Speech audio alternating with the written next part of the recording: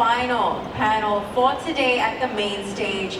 We will examine how correlations between asset classes can impact portfolio diversification and risk-adjusted returns. Now we're going to also diverge into the perspectives, right? So we're looking into the future outlook for multi-asset investing in the light of the common topics that we discussed all day today on market volatility and evolving economic conditions. So for this next panel and also the final panel before we go into the grand lucky draw for everybody here today, let us invite for the last panel, Jermin Wong on stage, Head of Intermediary Southeast Asia State Street Global Advisors. Bruce Zhang, who is the head of Fixed Income CSOP Asset Management. Vincent Chan, Deputy Chief Investment Officer, Fullerton Fund Management. And of course, Stephen Tong, who is the Senior Institutional Portfolio Manager at Franklin Income Investors. Welcome, gentlemen, to the final panel for today at MOVEfest 2024. Again, we have familiar faces and new faces as well. You see them on the live webinars I chose in the Moomoo app. And I've also collated some questions from the community. So if we have time, we'll answer some of them. But again, you know the drill, to scan the QR code on the top to ask your questions, okay? These panel discussions are here for you, crafted and created because we want to engage and really know what you want to know about this particular topic of today. So I think this time around, I really want to go into the strategy component, and we have a lot of questions related to that. So let's start off with where are we now in the current economy and how does a multi-asset portfolio stand in the face of it all? Jermin. For those of you who have been reading financial news, I think the headlines quite recently have been dominated by uncertainty in inflation and in when the Fed is going to cut rates. Now that's something which is quite important. Now at State Street Global Advisors, we continue to maintain our position at the start of the year that we will probably continue to see disinflation in the US, as well as lower economic activity as compared to last year. Now our base case scenario is still a soft landing, and we do believe that the Fed will be in a position to lower interest rates as early as this quarter.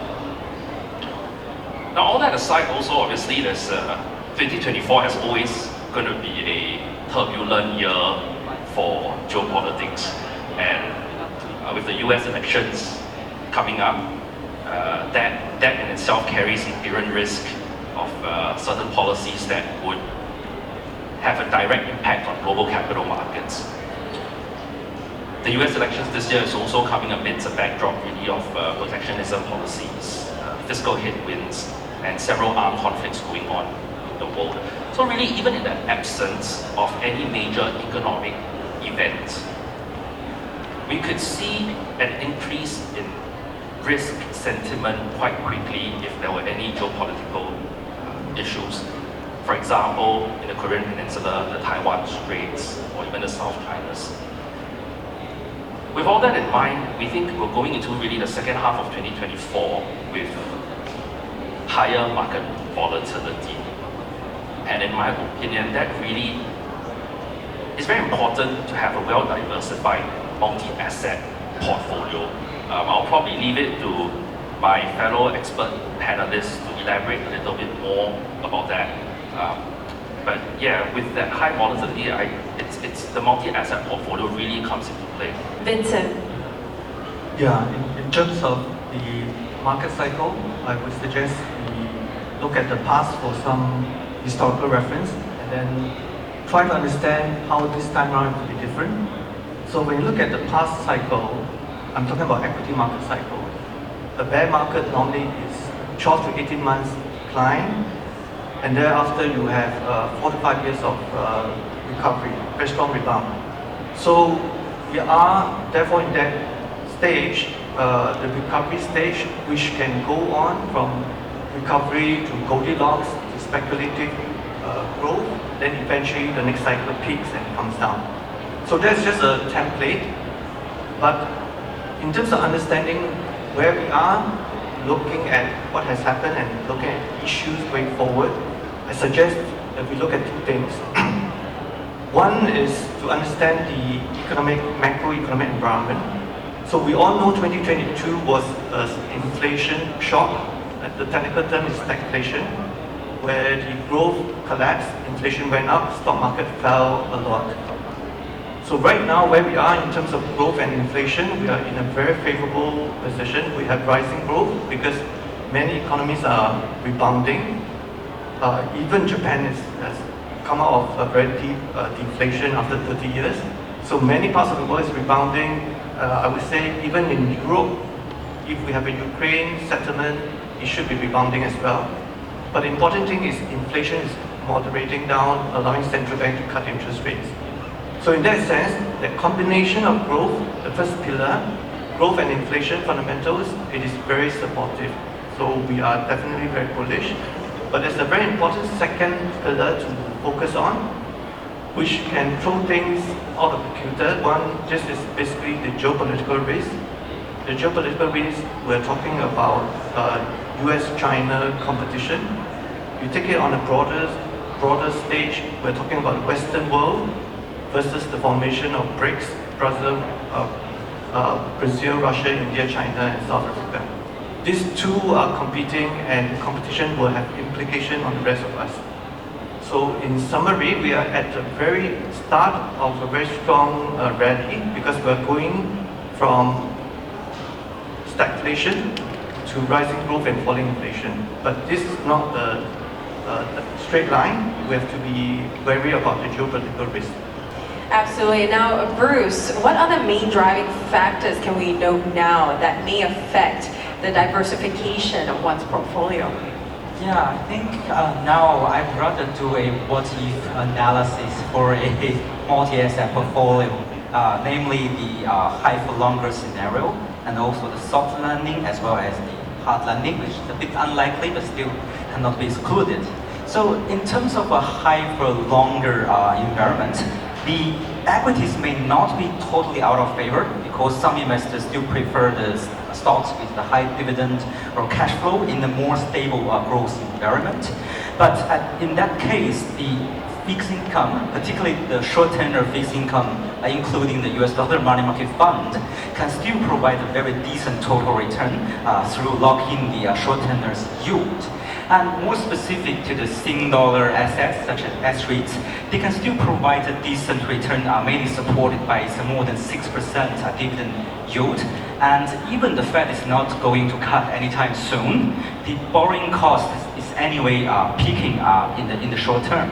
And in terms of a soft landing scenario, that's not surprisingly, the global equities may still be supported by the flows and also the multiples expansion. And in that case, the fixed income can benefit both from this coupon income as well as the duration rally because the Fed may start to cut a bit. And the S-REITs in that case were the major beneficiaries because it can provide a huge potential for capital gain on the top of this existing dividend yield. And lastly, for the hard landing scenario, unfortunately, the equities, particularly for equities with a high valuation, they may suffer a bit. But for those, again, with a high dividend, with some defensive features, they may still relatively okay, even for China stocks, because now the investors already priced in the hard landing scenario for China and Hong Kong stocks already. But at that time, if that happens, the fixed income may benefit a lot from the potential duration rally, particularly for the long-tenor US Treasury bonds. And for S-REITs, again, they may drop a little bit or drop by another 5 to 10% before it's gradually recover because of the subsequent cut. So you brought up that key point there about fixed income as well. So Stephen, this question is for you. What about the market environment for fixed income and equities, and what kind of assets should one tailor towards? I mean, it also depends on what kind of investor is listening to this. Yeah, that's a good segue, right? You talk about higher for longer, and I think that is very beneficial for fixed income investors. we haven't seen, investors can gain a lot of like, coupon or carry for a long time, but ever since the Fed increased interest rate, they have increased 525 basis point. That means Treasury can give you somewhere around 3 to 4%. IG, investment grade credit, can give you somewhere around 5.5%. High yield somewhere around 8% plus that we haven't seen for decades, right? I'm not suggesting retail investor to go and just buy a retail bond by issue, but a portfolio of fixed income could be very interesting. That give you a meaningful carry and coupon that we haven't seen that match to your higher for longer story. And with Jeremy said, like eventually Fed is going to cut rate, right? Maybe delayed, maybe starting with one, as Powell indicated this year, but eventually next year they are going to pick it up, right? And that will add more potential total return to a fixed income portfolio. So we've been in a very interesting thing for fixed income. Equity also meaningful, right?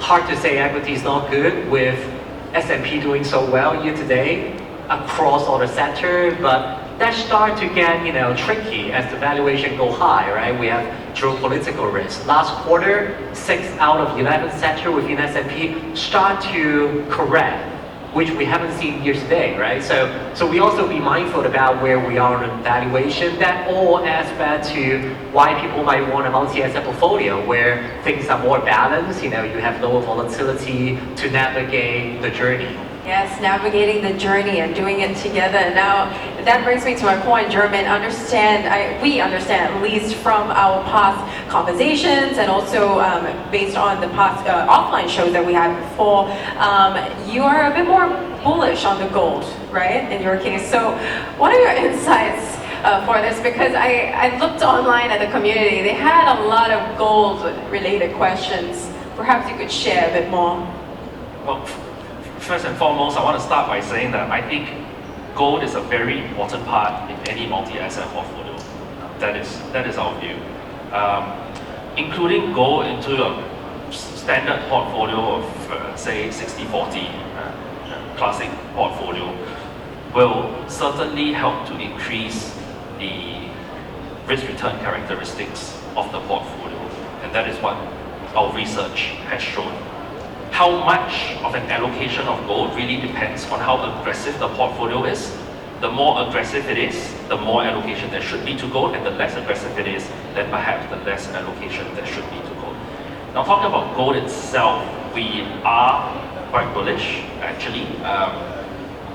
Last night, gold prices went up to somewhere in the range of the 2,390, so just under 2004, which is close to its historical high.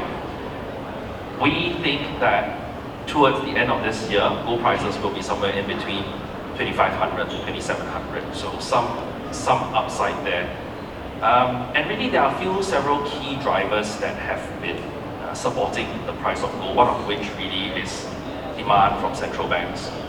China, for example, has been a big buyer of gold by the People's Bank of China. They had bought 18 consecutive months prior to May 2024, in which they did not increase any holdings in gold in May. Now, there's been a lot of speculation as why did PBOC not buy in May, but in short, we think that it is going to resume. So we're waiting for the true data to come out. But China's not the only central bank that has been buying gold. Central banks globally really have been stocking up on their gold reserves. If you look at the proportion of gold reserves from emerging market nations versus developed market nations, it's somewhere in the range of 20% to 60%. So there is still a lot of room for emerging market governments to stock up their gold reserves. That's one driver. Another driver really is jewelry. We've actually been seeing a huge pickup in jewelry demand coming from China. China alone, in Q1 this year, accounted for over 100 tons of gold.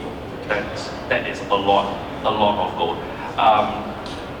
So don't underestimate the Chinese retail sort of buyers that walk into a jewelry shop to buy gold for weddings or dowries, because it accounts for a lot. And we've been seeing a real pickup in that amount of gold. Despite all the central bank buying, and central banks own a lot of gold, actually, on average, global gold demand 51% of global gold demand on average have always come from jewelry, and it is the largest and most major sort of source of demand, and we are seeing an increase in demand for that. And I guess last but not least, a third driver which we see going into the second half of 2024 is potential rate cuts. With gold has never really done well in a high interest rate environment for the simple reason that gold doesn't pay income. For investors like you, myself, if interest rates are 5%, why not put in a fixed deposit? What for buy gold, right? So some people might think like that. So within a falling interest rate environment, generally speaking, tends to be more optimistic or more bullish for gold, and that really is the third driver which we see going into the end of 2024. Can I, Vincent. Yeah, can I chip in to support the case for gold, but giving a more longer-term view? I think I mentioned this earlier on. What has significantly changed going forward is the tension between Western world and BRICS. BRICS is now considering introducing a different system from the US dollar SWIFT system. Why is this happening? Because the US has been using the dollar and weaponizing it as a tool to suppress countries that do not fall in line. Of course, we know the case, very well publicized. Russia's about $300 billion of foreign reserve has been more or less confiscated. Now, if you think as a central bank or as a sovereign nation, if your financial wealth is no longer safe in US dollar, you have to look for alternative. So that is one push factor, weaponizing of the dollar. But we've seen so far very important developments that has been taking place. The launch of mBridge, which is supported by China, UAE in the Middle East, Thailand, and I think Saudi Arabia has recently joined. They wanted to trade in currency other than US dollar. This is very important. If you trade oil not in US dollar, if you are Saudi Arabia, you sell oil to China, you will receive a lot of renminbi. But the problem is, nobody trusts each other currency as much as they trust US dollar in the past. So they would want to take the sales proceeds to convert into something that they definitely trust, which is precious metal gold. So this is one important development to bear in mind. The date that we should pay attention to is October this year, where the BRICS is having their summit, and at that summit is very important.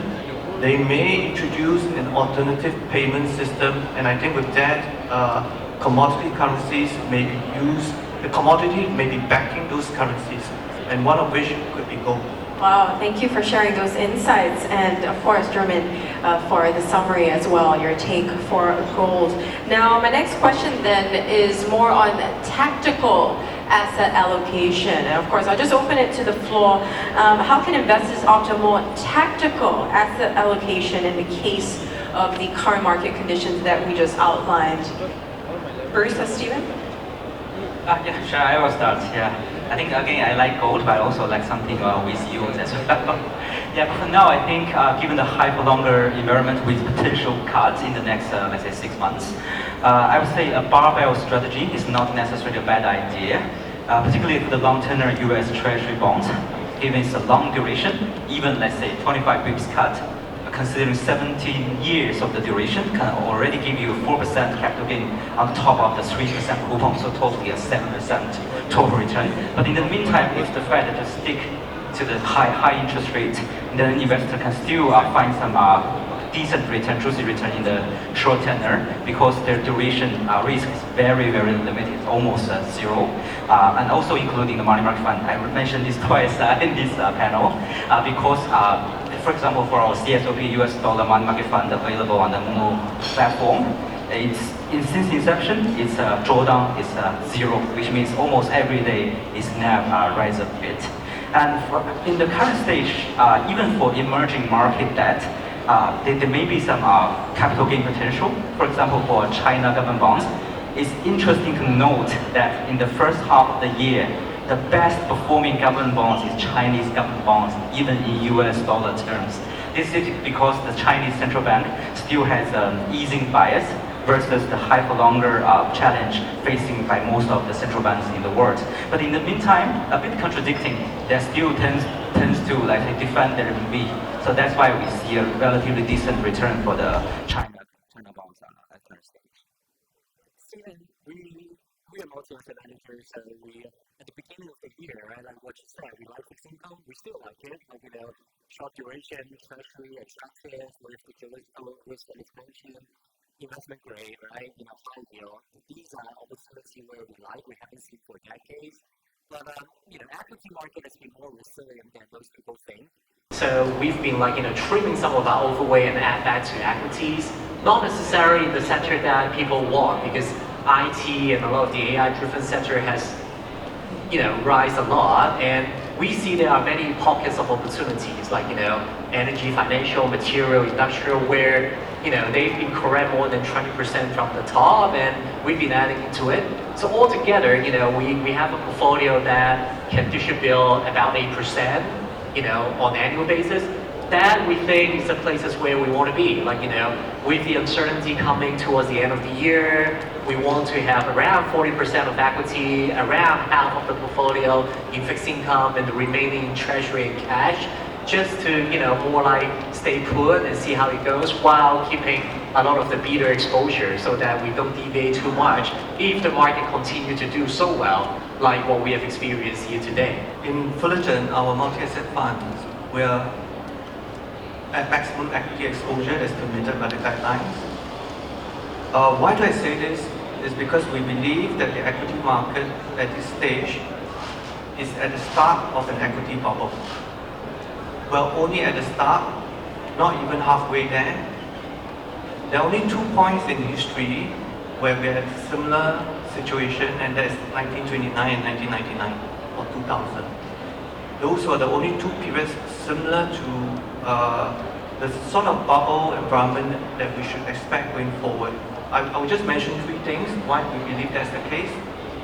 First, for every bubble to form, there must be a fundamental reason that people believe the world has changed and they reprice everything.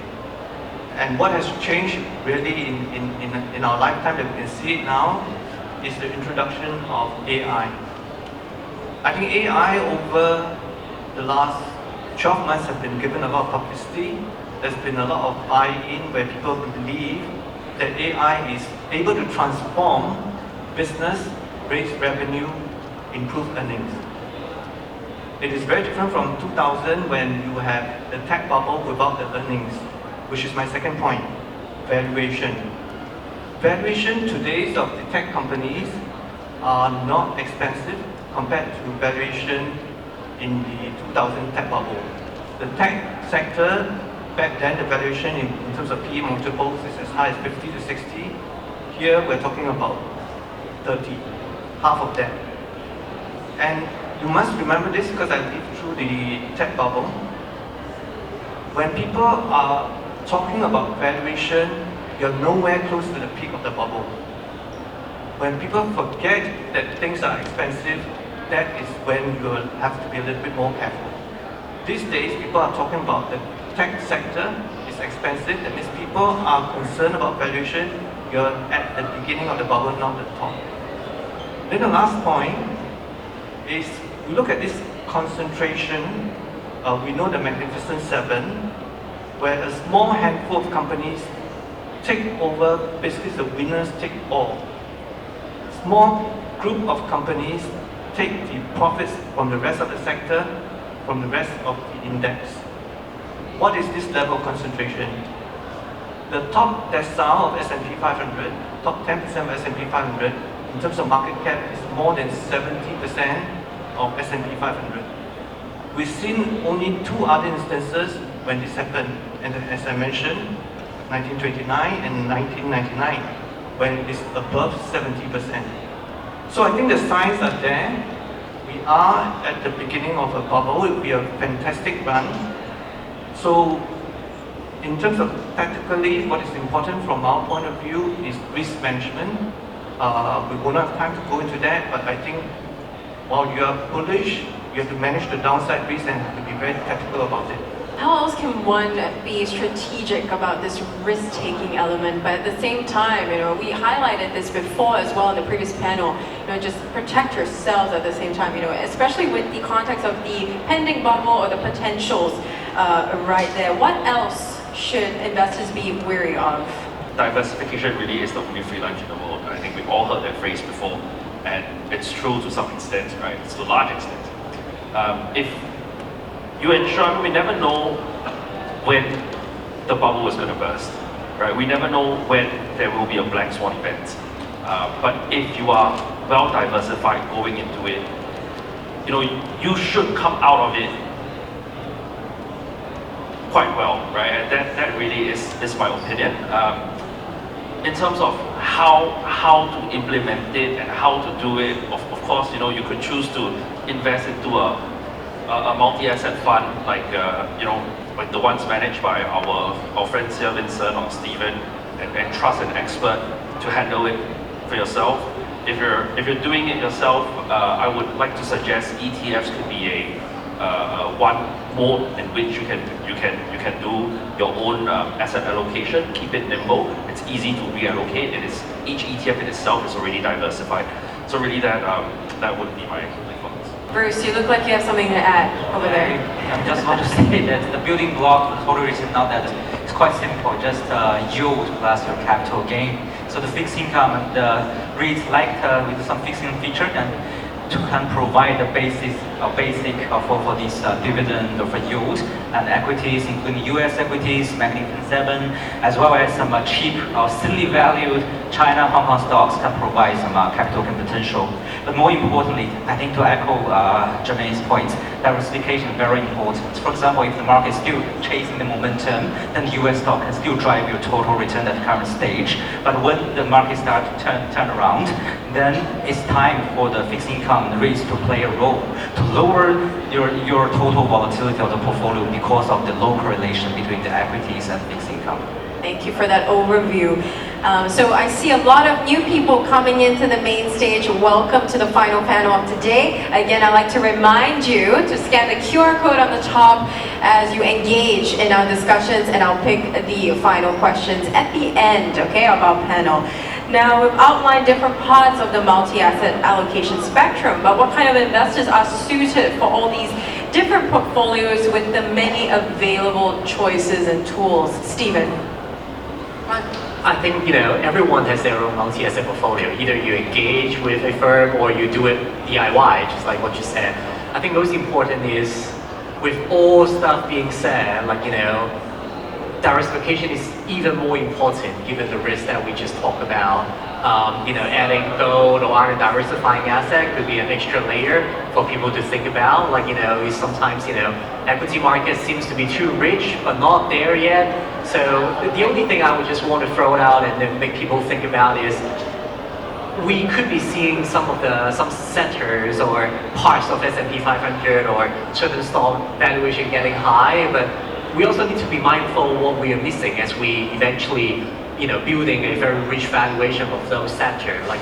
If you miss out, AI or IT as a sector for S&P, you will be very regretting, compared to your friends, right? So it's hard to do that. So diversification and also more importantly, compounding, I think is important. There are always study and saying that if you own a boring 50-50 portfolio for 1 year, on average, you can, get a positive return 80% of the time. But if you hold it for 5 years, 99% you get a positive return. If you hold it for 10 years, 100% you will have a positive return. So that, just like the last panel, right, add to your emotional comfort about how to make decisions and stay on the way, right? So rather than trying to time perfect about the market, putting money in and out, maybe that's another perspective to think about it. Vincent? Yeah, I would say diversification is the starting point.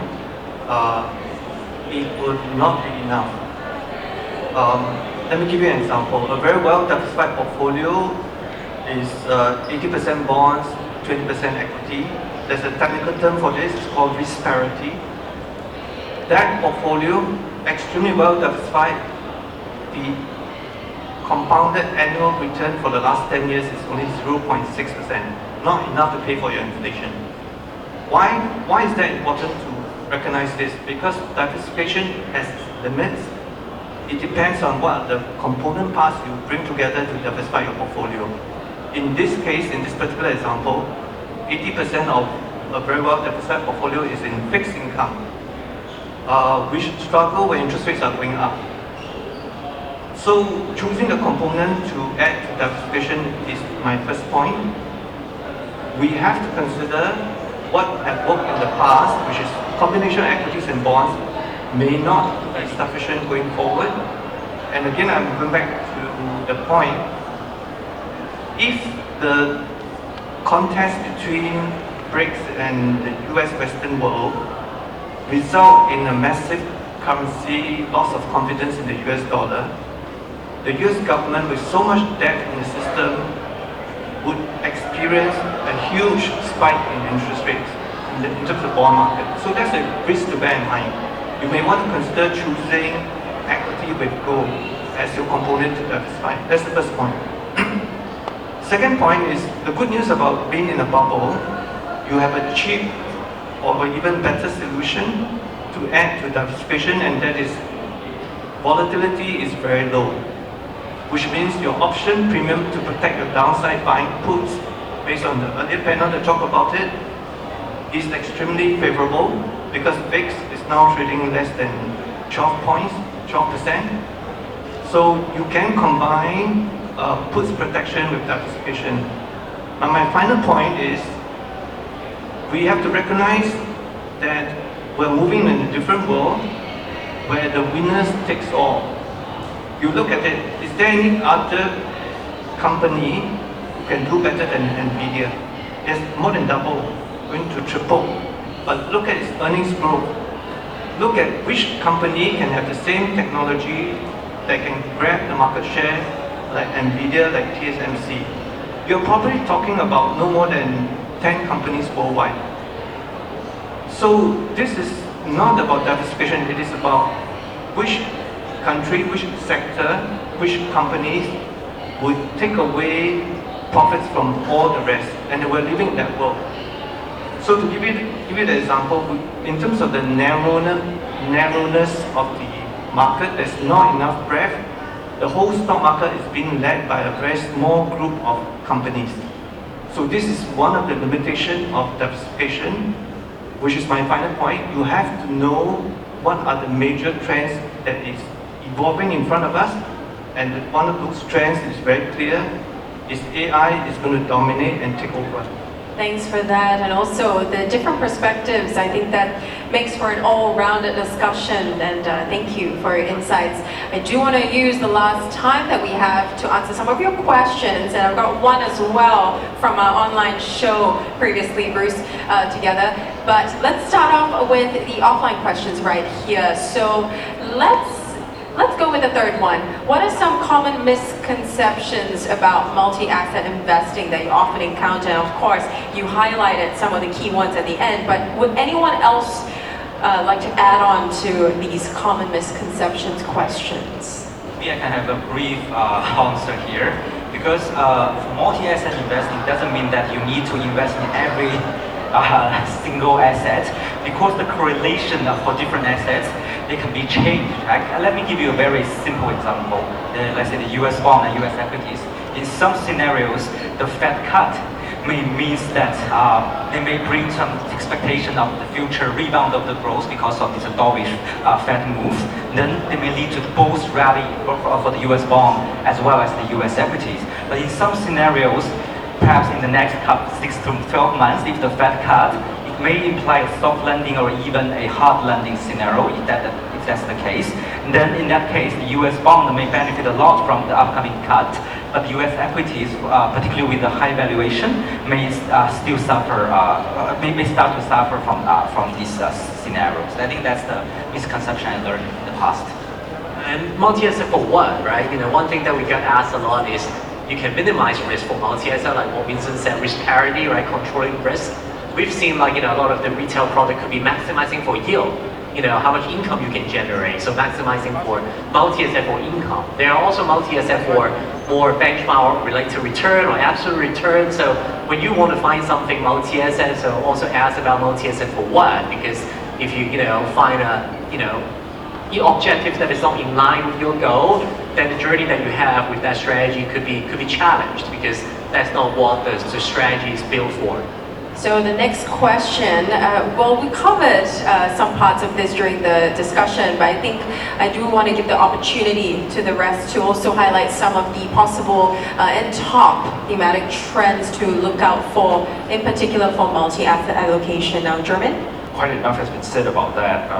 Vincent mentioned this a couple of times, but definitely in my opinion, it's going to be AI. Top thematic trend for the second half of 2024.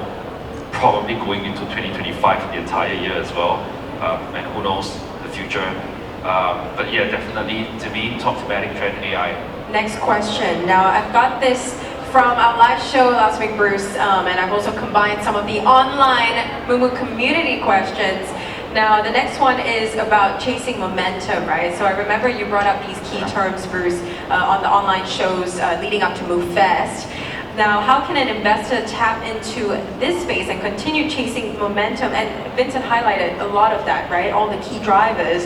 But I think from a regional perspective and also, delving into the emerging market space. Yeah, even I'm from the fixed income side, I think for equity side, the tech, I think it's still something that investor can chase because now the border between the non-tech and tech start to blur. For example, it's a EV producer, a tech firm or not a tech firm, or it's an online shopping platform or tech or non-tech, or even Moomoo is a tech firm or financial firm.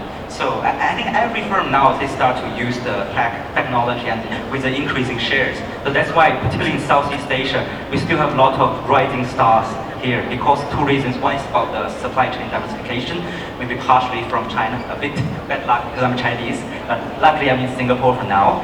And the other part is because the rising income and very balanced and healthy population structure within the region, which means that they can still attract the capital flows together with the rising income to create more demand for these rising trend for the Southeast Asia tech scenes. It's a good point that you brought up, that tech and non-tech bubble potential, right? The blurring of the boundaries. Vincent, do you have anything to add on for that? Yeah, the thing I'll add is tech right now is at its, or AI is at its infancy because right now there are many reports that's out there, whether it is IMF or consultant firm, Goldman Sachs is a very good study. It says that between 40 to 60% of all jobs will be impacted by 2030. So the jobs that are negatively impacted means the jobs will disappear. The jobs that can embrace AI would have it enhanced. So AI at this stage goes beyond automation into the more creative parts. The impact is in quite collar jobs. So I'm from the finance industry, so I can already see AI adoption by banks has a tremendous value add. And it changes the way jobs have to be repositioned.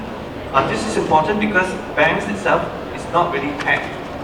So what I'm saying is, it's not just simply tech versus non-tech, it's tech and companies that embrace tech and take it further.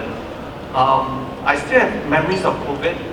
So when we have COVID, we're all locked down, and I do see some Singapore companies that have gone, because of circumstances, they've gone online, and then they can push their sales even though they're physically locked down. So think of it that way. Companies that embrace technology well, they themselves do not fit into a tech sector, but because they embrace tech well, then they will do well. Just one last point to add on the point about momentum chasing. I think the markets have completely changed. Momentum chasing is not enough. I have to say this with some humbleness because we look at the collapse, the bear market in 2020 because of COVID. It was over in 1 month.